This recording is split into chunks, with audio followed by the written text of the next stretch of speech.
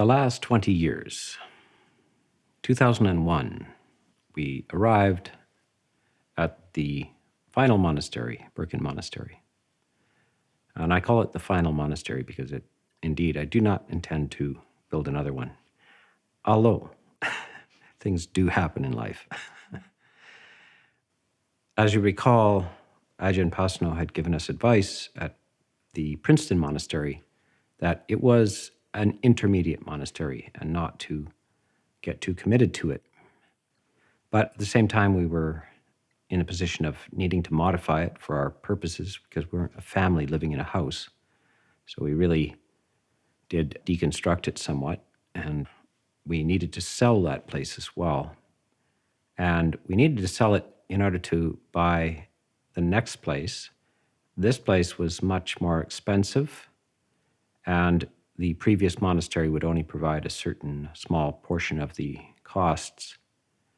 But this is the way it works in monastic life. There's just all kinds of serendipitous aspects. We could call it karma. So here's one. I had, in the midst of this search and this finding this place, which was it's over 10,000 square foot building, which was about 70% complete in the middle of nowhere. Literally, it is about 10 kilometers to the nearest place, which is a little fishing resort, which is shut down most of the year. It is vacant land for miles and miles. But it fulfilled so many ideal points for us that we had written down ahead of time. It had water on it. It had trees on it, although they were a lot of stumpy trees as well, because it was not a pretty property, but we knew that it would grow back. And indeed, over the next 20 years, it has grown back. And in the meantime, we had maxed out our amount of money. Now, the amount of money that we had was more than I ever thought we would have. There were some very large, generous donations, but it just barely covered the primary cost of the place. And I couldn't just stay here and supervise it. I still had to go out and teach and roam around. So I'd gone off to Calgary to do a 10-day retreat there. And every now and then, every few days, I would check on the phone to see how the negotiations were going for the process of buying this. And the retreat ended, and we negotiated on the price and so forth. And I stayed overnight at a man's house that I had never met before. I was introduced by Pavaro, and it was a nice house in Calgary. And the man was very, very nice. And I said, "Can I use your phone?" And he said, "Sure." And I made a call to the group that was trying to negotiate the purchase of the monastery. And I said, "Well, so what's the status?" And they gave me the price that had been offered and accepted. And I said, "I think we have to let it go. We just don't have enough money. It's the finishing costs in this thing is going to be hundreds of thousands of dollars. And it's such an ideal property, but we're past our comfort point. We can't guarantee this." And I said to Stephen, who was on the end of the phone, "So I think you just have to call him up and say, let it go." I hung up the phone and I walked into the next room, and the gentleman said to me, "I happened to overhear your conversation about the monastery, and I'd like to offer you $100,000 right now. And I'll call my bank because I don't want you to think it's just an offer that might not come through. So I'm going to call my bank right now and secure it." So he did. And I walked back to the phone 5 minutes later, phoned back Stephen. I said, "It's a go. I got another 100,000. So this is how it worked, just like that. It was meant to be. All of the karmic forces are converging on this. It would be a place where we could put all the resources that we had into, and it would be adequate for all foreseeable time. And it is off-grid in the middle of nowhere. One of the karmic fortunate things is that I spent part of my childhood in an off-grid resort, which was owned by my parents. It was a kind of a dude ranch in the summer and a ski resort in the winter. And I, at 10 and 11 years old, was in charge of turning on and off the generator at a certain time at night. We couldn't afford to run the generator 24 hours a day. So I was completely familiar with large propane tanks, generators, getting your own water, making sure that the creek doesn't freeze, pumping. All of these things were familiar to me from my childhood. And so the idea of living off-grid in a remote place was nothing new to me. Of course, I had lived off-grid in the shacks, but we didn't produce any electricity or anything like this. But this is a major place. So we had plans for 25 people. And that was my comfort range. I thought that a maximum of 25 people, perhaps up to 8 monastics and 16, 17 lay people. So that was our plan. And then we had all kinds of fortunate things happen. One was that a Vietnamese lady who used to come to the Princeton Monastery, who was actually had advanced cancer, said when she heard that we were planning on buying another monastery, she said, "My son is an architect, and I volunteer him to design your next monastery." She hadn't talked to him yet, but she just gave her son to us. Turned out he was a professor of architecture at the University of Washington, Seattle. And indeed, so her dying request was that he cooperate with us for this. He drove all the way from Seattle to see this place, and he helped us design much of it. He is not registered in BC, so we had to get a BC architect as well, who really didn't need to have ideas, but we needed his stamp. This is where the transition from shacks to mansions, what happens is you have to conform to all of the rules, regulations, and conventions. We got the code book. We're capable of doing these things. The code book is about 2 inches thick. It looks like a telephone directory, the building codes. And we had to negotiate all kinds of levels of things, including how many people we could stay here. I went into town to talk to one of the people who were in charge of this. What's your occupancy rate and so forth? And he said, you can have up to 10 people in a house, but they have to be related by blood. And I already had researched this because I said, you're way behind the time. You don't have to be related by blood. These are the days of all kinds of alternative marriages, etc., and you'd better catch up. So he had to look it up himself, and he said, oh, yes, you're right. You don't have to be related by blood. And there are clauses left over from the old Catholic days, special zoning for monasteries and nunneries.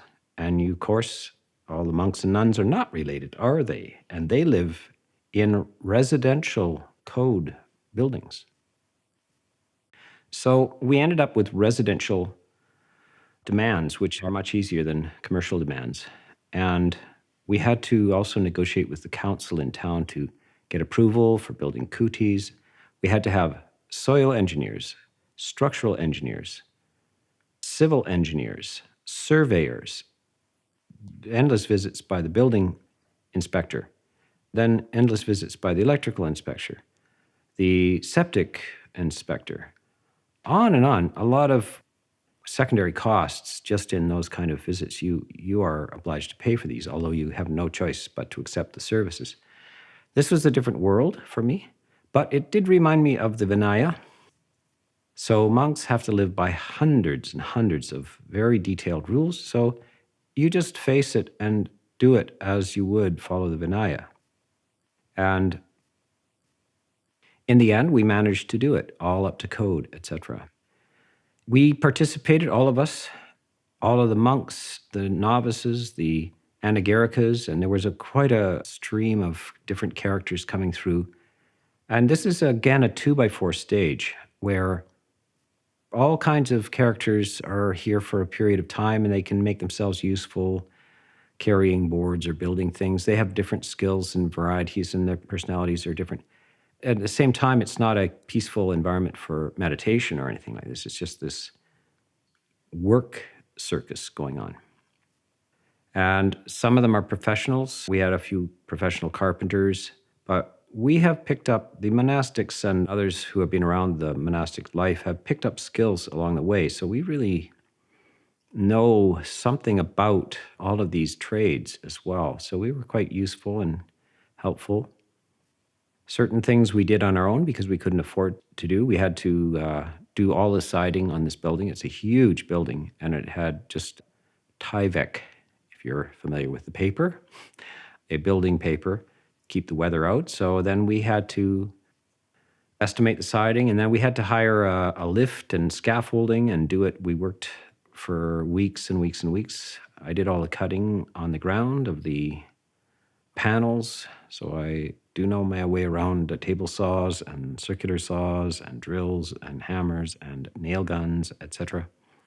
And we had various adventures along the way. None of us really got hurt, except one of the carpenters, who was using a nail gun to finish a floor, and he popped it through his foot. He shot a nail through his foot, nailed himself to the floor. And the other carpenter knew what to do. So he gingerly pulled the nail out of the floor without pulling it out of his foot. We had to leave it through the foot and through the boot till we get to the hospital. And they have special equipment to cut a nail. And you don't want to pull it out of the foot because it might be, an artery might be blocked by the nail and you don't want to just bleed. So anyway, we took him in there and they decrucified him and brought him back heavily doped up on painkillers. But he attended the evening sitting as well. He was a meditator carpenter. And we have pictures of him nodding off in the in the sitting. So these are actually, very few people got hurt in the process.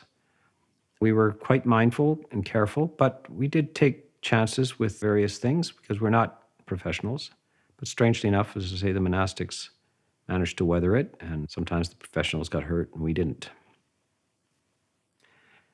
We had to deal with everything, like the invasion of cattle, because we're in range country and we hadn't fenced the property. This is formerly a waterhole from Stump Lake Ranch, one of the big ranches in British Columbia. Some of the biggest ranches in the world are in British Columbia. The Gang Ranch and Stump Lake Ranch and all kinds of giant 100 square mile ranches. The only reason was it privately sold was it was a watering hole. And the cattle would be released up here for months at a time, and they would be just surrounding the place, munching any flowers that we wanted to grow or anything. The site was a building disaster site. All kinds of used materials and stuff were left over from the original construction, and there was nothing growing. It was all clay. So it was very ugly looking. And we had to bring in bulldozers and rototillers and everything to make our roads. And in fact, we had to get permission from the forestry to mine decomposed granite to surface the roads. They were nothing but mud bogs. And we hired dump trucks and various kind of excavators to bring in 100 truckloads of decomposed gravel for the road surfaces. This was a major project on all levels, and we had to find out how to do these things. And nobody's taking care of you. You're an orphan. You're on your own. You have no guaranteed sources of income. Remember, we stretched our budget. Now we're in for more than $500,000 and all kinds of things. And then finally we run out of money and we have to go to the bank again. You remember the story of the bank from the previous one? It was just like down to the wire. And this time, though, we had some assets. So we actually could approach the credit union, and they did give us a loan, I think $150,000 this time. And they, with a fairly high interest rate too, they really weren't tender with us. But we took it, and we had to have co-signers again, like 4. I mean, a mill worker doesn't have to. We have to. Even though we could show that in the last 3 or 4 years we had huge income coming in a very reliable way and so forth. And we were responsible and we paid off a previous mortgage in 1 year.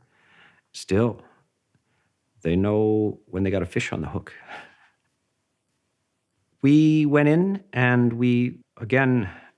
I brought in kind of ideas from monasteries in Asia where the Rains retreat, which is kind of our winter retreat, is non-guest retreat. And so we shut down to everybody and just went in for a retreat, but you have no income coming in there. So we really come out in the spring very skinny, just down to, small, very small left.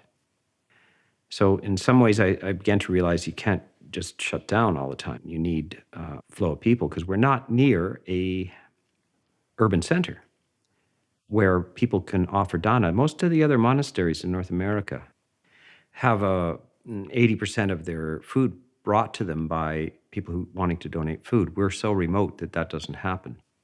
The stewards have to drive to town and buy food and bring it back, etc. So there are all kinds of different conditions here.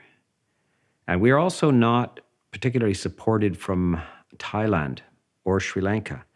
We have a little support from the ethnic communities, but primarily this is a Canadian-supported project. And we don't have any links to very proud and wealthy Asian Buddhists who love to support something in the West. We don't have that, which is good in a way because we haven't relied on it has to be real. It has to be somebody in this country has to appreciate what we're doing and support it. And so it is based on real support. And so we proceeded, and after a few years, we conducted the first ordinations. And this is primarily sort of one of the first formal ordinations of Canadian monks by Canadian monks. And I had Ajahn Sona come up and organize it, and you can see it ended up on the front cover of one of the books, Buddhism in Canada, the first formal Theravada ordination by Canadian-born monks in Canada of Canadian-born monks. So that is a mark, a very important mark, which the Buddha said, the sasana, the church, the religious organization, has not arrived in a country until ordinations of people who live or born and lived in that country by people in that country are performed. And so then, now the sasana has arrived in Canada. And so I am training these monks, and I am trying to finish the building. I'm also not giving up endless traveling and teaching outside of that. So this is quite a circus going on. At the same time, we keep up a very strong practice, and we keep up the all-night sittings as well. And absolutely regularly the early morning sittings, the 5 a.m. sittings, the evening sittings. I also give everyday tea times. I make recordings, and we develop a library collection of audio that is the largest on the planet. Various people show up who, I don't know about this, but people show up, and we collect all these recordings of Dhamma talks given for years or decades from all kinds of monks around the world, and we put them up for free on the internet. We had a collection of over 3,000 talks up there, which was certainly the largest, available Dhamma collection on the planet. And it was all available for free. So we really started to make the connection with the media as well. Our own access to the media, not the mainstream media. We also recorded retreats. I used to carry a small disc recorder around for these 10-day retreats, and I recorded them all myself. And I'd come back, and they would be in the library. And then eventually they would make themselves up to the internet. These are rather obscure and not technically all that well done. The Dhamma is okay, but the technical aspects are wanting. And this is, in fact, why we're doing these very videos and so forth. We're trying to up the quality of the technology, the recordings, and also collect the stories in the Dhamma as well. So we're trying to get with the times. We may not just be with the times, we may be ahead of the times. And this is not unusual for monks. You shouldn't think of monks as beings from the 5th century. Monks, in some way, have always been the future. They have been the leading edge of things. And you will probably note that in the culture, the leading edge of interest is such topics as mindfulness and yoga centers and meditation. And these are the kind of the cutting edge of things, not ancient at all. And the mediums of communication, of course, in the West, monks have always been the literate people, the ones who wrote the books, who kept the knowledge even of the sciences.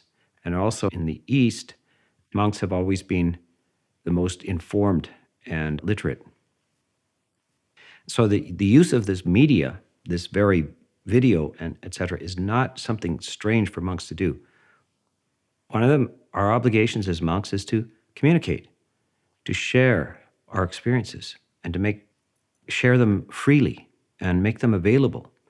And so, as you heard, I have been barnstorming the country on planes and buses and cars and stuff, but reaching a small audience. But now we can reach a larger audience. And this is what we are also doing with Birken. So this is a larger place. I can have many, many people come through here. So we do have the accommodation. We managed to get all the approvals and build the place for 25 people and ordain monks. So I ordained 6 monks and have trained many lay people. I also have a Mei-Chi, Sister Mon, and that's an unusual thing as well. In the Western monasteries, I think I'm the only one with a Mei-Chi. There are female orders, the Siladhara order, etc., but I'm the only one who's imported the Thai traditional structure, which is the Mei-Chi order. And I did that purposely. I trust it because it's many centuries old. It has worked. So in attempting to bring these things into the West, I'm trying to use models that are fairly conservative. Sometimes I seem to be radically liberal, but I'm actually ultra conservative. I'm conservative in the sense of being a preserver of things or conservationist. I'm a conservationist. I am also dedicated ecologist. So I like to preserve forests. I like to preserve wisdom. I like to conserve things that work. So I'm not just somebody who likes change for its own sake. I am very suspicious of some new ideas in history, all kinds of disastrous new ideas. And one of the reasons I'm a monk is that I explored those ideas and found them not humanly satisfactory. There's some very powerful scientific ideas, but they're not humanly satisfactory. The only place I've really found that human satisfaction is in the orthodox historical teachings of the Buddha. So I'm keen on preserving those because they work. And what this place is a large building that has required a huge amount of human sweat and blood, sometimes nails through your feet, and a lot of tears as well. These places don't happen, and inner development doesn't happen without tears. Ajahn Chah even said to the monks that, if you haven't cried 3 times, you're probably not practicing hard enough. So when I say that, actually, Sister Mon likes to rib me. So how many times have you cried? I never tell her. Never. You have to be somewhat cut out for this, and I think I am. Just the fortunate circumstances of how I was raised and various things have fallen into place so that being an abbot of a monastery in the wilderness in Canada requires a certain fortunate background, and I just happen to have that background. So it hasn't been that hard for me. But it's been hard enough. And it has, though, succeeded. And I'm somewhat surprised by that. It sounds like an unlikely project, and I was fully prepared for it not to succeed.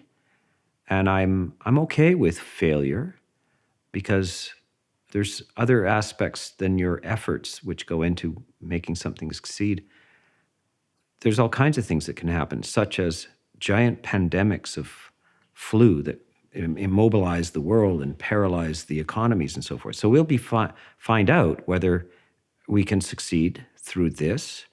And then, of course, there was the great economic recession of 2008, which happened here. There was the great pine beetle infestation, 2005 to 2008.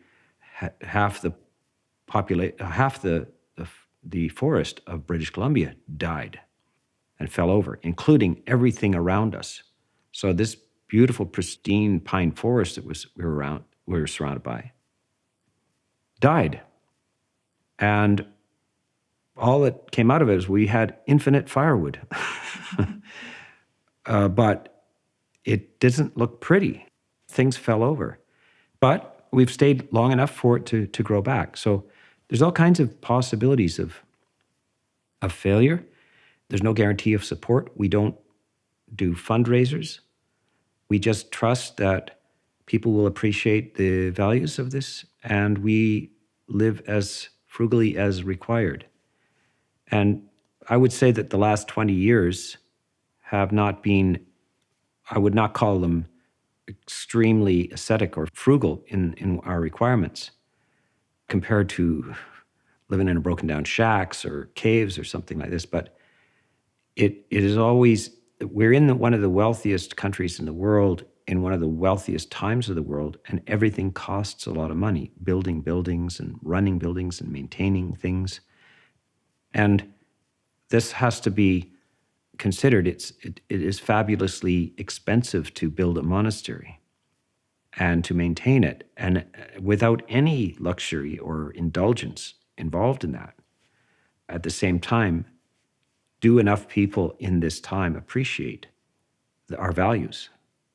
Certainly, we see that the what used to be the biggest buildings in a city used to be cathedrals.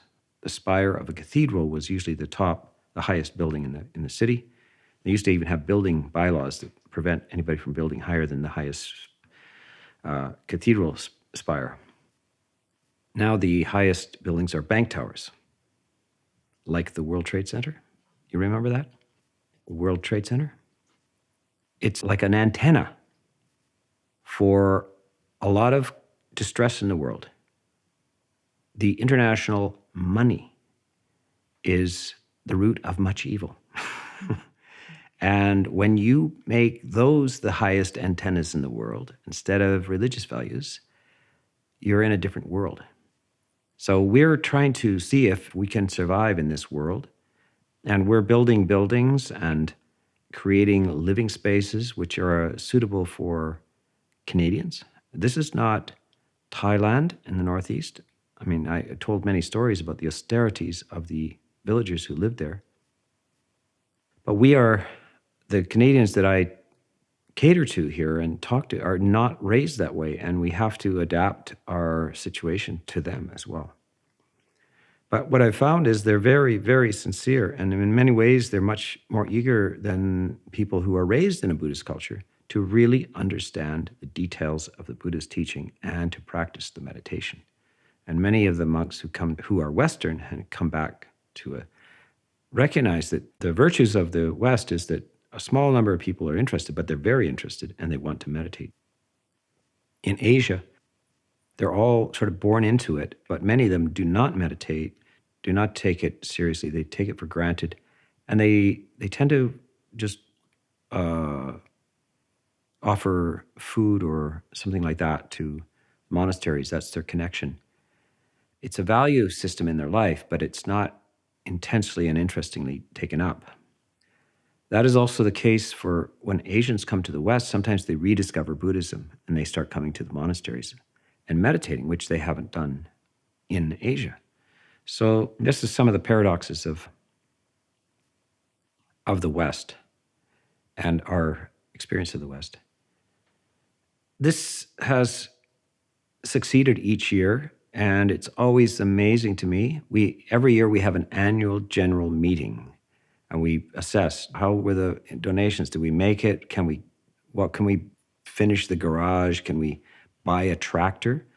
When we first came here, we are 7 kilometers from the nearest gravel road, 7 kilometers of logging road, and we had no way to clear it. And this is a harsh 5-month winter of snow. And we were stuck in here. And sometimes we couldn't, we called graders and so forth. Sometimes they were too busy. Well, there's no way out. We just had to deal with it. And went on for years until somebody finally offered us a tractor. Because we were a match, saving all our nickels and dimes. Maybe we could buy a tractor. Maybe. And then one day a man said, I'll buy you one. And then, so for 15 years, we've had our own tractor and we could actually plow our own roads. But of course, you've got to learn all about tractors and diesel tractors and snow plows on diesel tractors and buckets for bringing in firewood and dragging firewood in with tractors. This is a pioneer life. And you cannot be aloof from this. And I said, I'm going to my kuti. I don't have these. I'm a monk. I live in the spiritual world, etc. This is not the case. And in the forest tradition, you will find that there is a blend of practical skills and spiritual skills. And you have to bring your practice into the practical world. And at the same time, you need to remember that you are a monk and that you must cultivate your practice.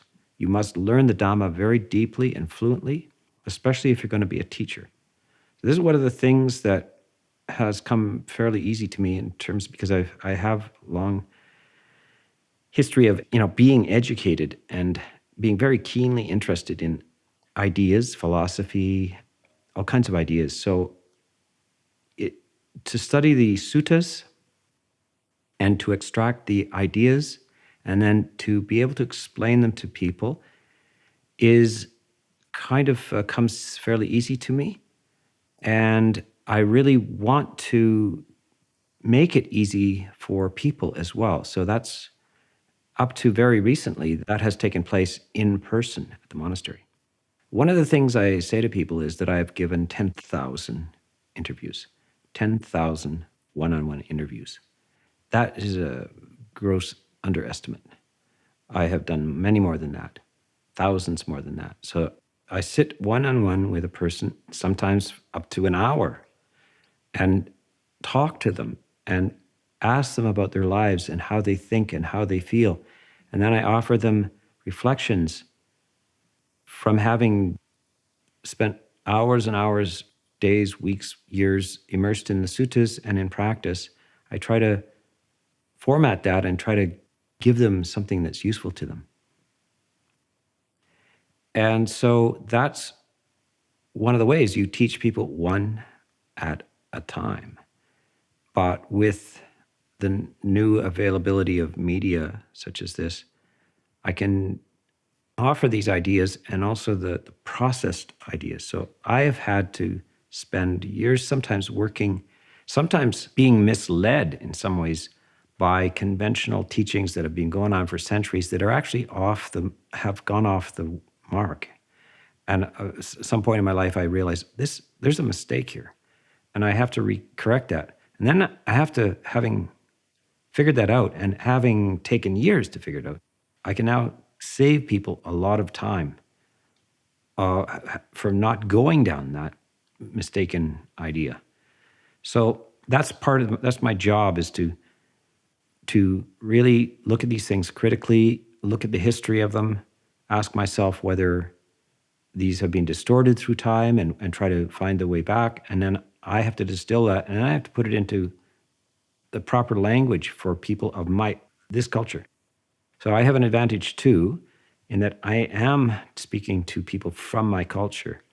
And I do, being 66 now, by the way, I came here at 46, right? Or 47. And so the 20 years here, it will be 20 years in June, have been from 47 to, it will be to 67. And so I'm an old guy.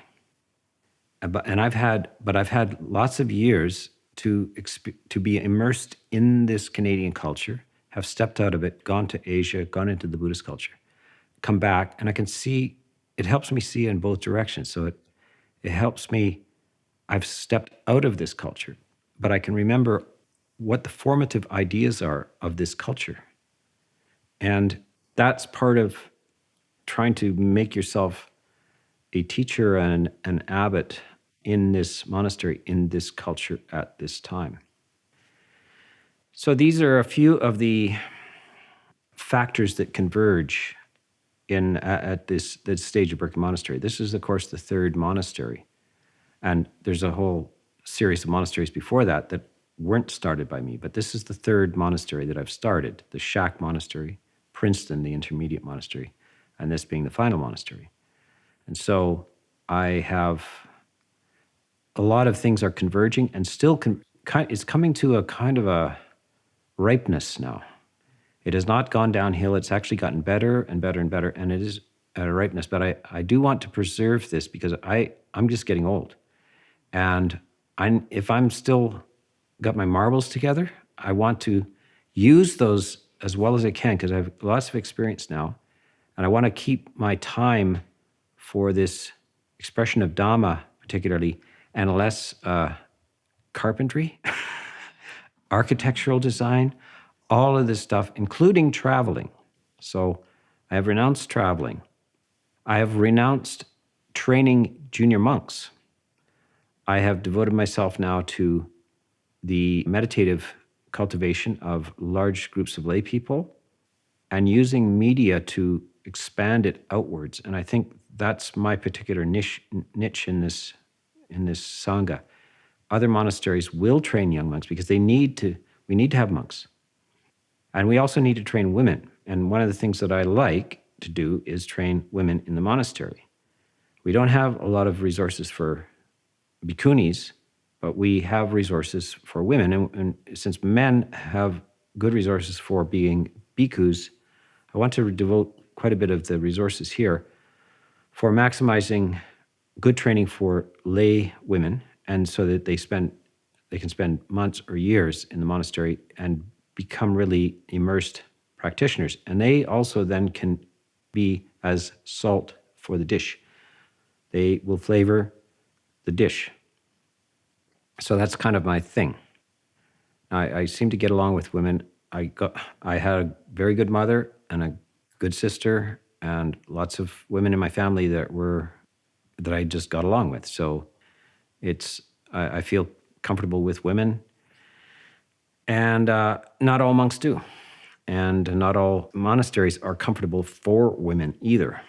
There is some issues and problems around that. But I think it is fairly welcoming and comfortable for women to be here. So that's a bit of this 20-year section of this talk.